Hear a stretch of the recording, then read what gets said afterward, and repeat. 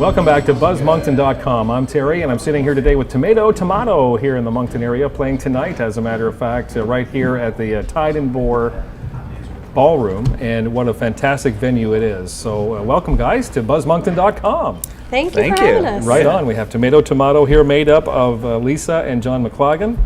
You guys are from the Port City, huh? Mm-hmm. That's true. Life in the Port City. So I got to ask you, we don't see too many like husband and wife combinations.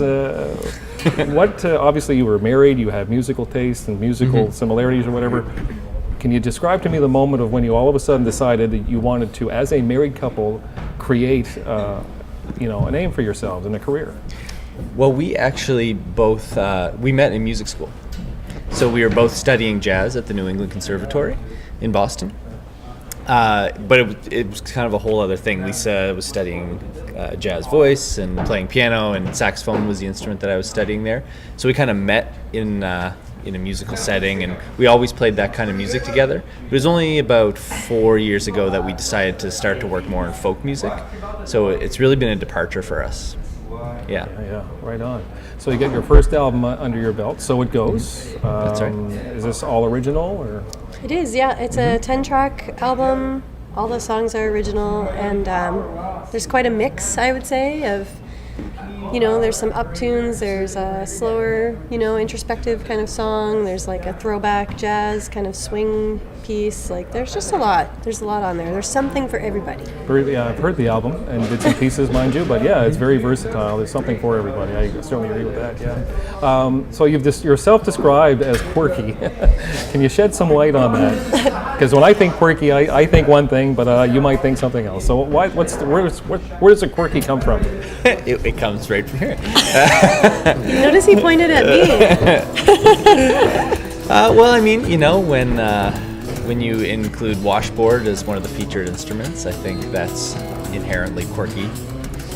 I think our lyrics are, we try to have fun with the lyrics, so there's some quirkiness there, and I don't know, we're just, it's just kind of who we are. So you'll see by the end of the interview, it will all make sense, yeah. Just one last question about the songwriting. Is it a team? Is it really a 50-50 partnership with regards to the songwriting? I think I do. It's funny, we were just talking about this and how to kind of describe how it actually happens. I do the bulk of the lyric writing and often the melody and the chords. Lisa really helps with the arrangements and often just the initial idea for the tune. You mentioned we have a lot of different grooves and feels on the album, and that's intentional. So often we start with like, hey, we like this groove, or she might say, I love this tune, I love this groove, I want to do something like that, maybe, and we kind of go from there. So it's a collaboration for sure, but I kind of do a lot of the grunt work, I guess. We have an analogy prepared. It's like we've baked a cake, and he gets the actual cake made, and then I do all the frosting and the decorating and the fondant. Nice. If you're into that.